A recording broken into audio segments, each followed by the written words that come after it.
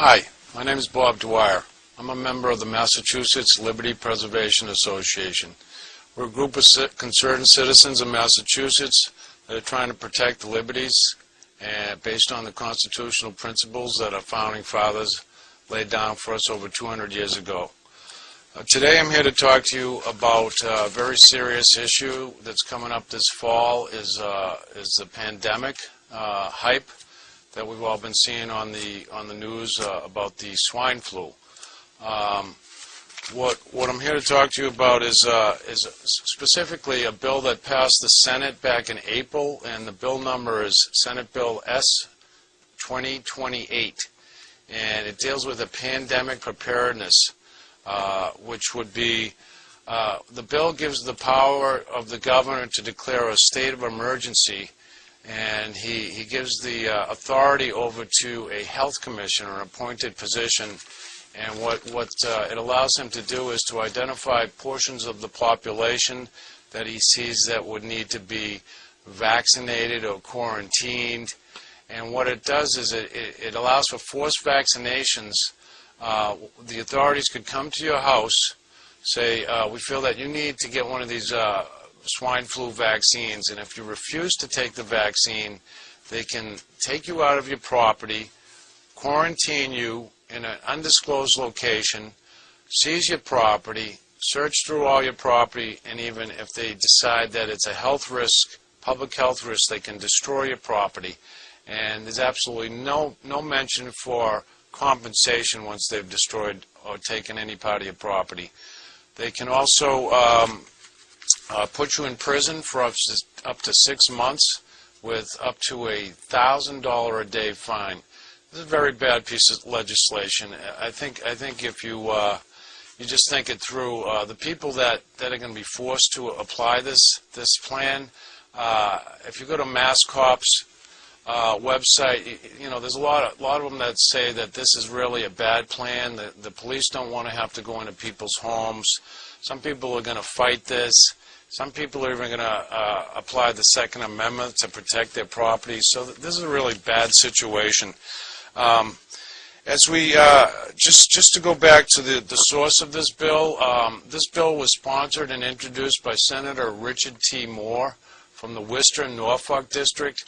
His hometown is Uxbridge, Massachusetts, and he's the key sponsor of the bill. We felt the need to go talk to the senator. So immediately after we found out about this bill, we found that after it passed the Senate unanimously, we found that he had a coffee hour down in his hometown in Uxbridge. So 3 of us members of the Mass LPA went and spoke with the senator. I asked the senator directly, I said, this bill violates our constitutional rights. And his response to me was, well, what are you, an attorney? I said, well, I don't have to be an attorney to understand the simplicity in the Constitution, how it protects my rights.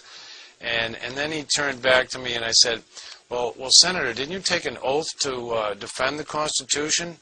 And his response was quite shocking. He said, oh, that old thing? When was it written again? 1800, 83, 89? I don't know. Well, I know when it was. It was actually the 1700s. He not only didn't get the right century right, but he didn't even pay it lip service like most politicians do today. They don't really consider the Constitution as relevant anymore, which is a big concern to us and the Mass LPA. So what we want to do is try to educate the public about the principles of the Constitution, and we also want to go after the Senator Moore because of his violations to his oath. Ultimately, he's guilty of treason for violating his oath. So what we've done is we've set up a protest in his district on September 12th, right in front of his district office, 123 Main Street in Uxbridge, September 12th between 12 and 5. We're going to be reaching out to his constituents, trying to educate them as to why the senator is not protecting their rights, and we're going to have petitions for them to sign, and then we're going to take those petitions to the state reps in his senatorial district and get them to move forward with an impeachment proceedings. So this he's a very bad senator, and he's not there to. Well, if the people that elected him need to know that he's not there to protect their rights. Now, I want to talk a little bit more about what's in S2028 and these forced vaccines. This fall, you're going to find that when your kids start school, that they're probably going to come home with a consent form for you to sign, because the schools are going to be offering vaccinations this fall. And I urge you all not to sign these waivers. Get yourself educated, not vaccinated, because from the research we've done, the vaccines have caused injuries. If you go back to the swine flu of 1976, 46 million people took the vaccines. There was a lot of hype, media hype. Of course, the big pharmaceuticals make billions of dollars off these vaccines.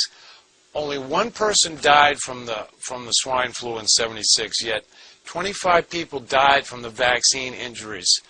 Hundreds were injured. Billions of dollars over $1 billion worth of lawsuits were filed. And so now with this S2028 bill, what it's also done is it removes liability for the pharmaceutical manufacturers. Anybody that tries to, the health commissioner down to the public health officials that try to implement this plan, it's something that we all need to get educated about. If you go to masslpa.org, you can read about the bill. I urge you to read the bill. We've been lobbying against this bill since April. We've effectively kept it in the House Ways and Means Committee. It's been basically stalled there.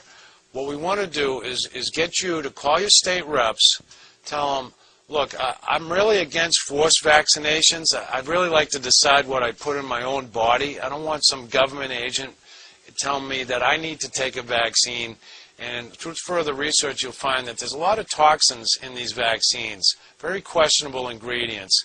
You pick up a pack of bubble gum, you get more description of the ingredients in a pack of bubble gum than they're going to give you when you take these vaccines. So it's very important to tell your reps that you are against forced vaccines, you're against S2028, the Pandemic Preparedness Act, and more importantly, that when your kids come home with these consent forms, just say no to these free vaccines they're going to be offering the kids, which, from what I understand, is they're going to be offering the seasonal flu vaccine at the end of September, and then sometime in November they're going to start the swine flu H1N1 vaccination program, which requires not one but two vaccines.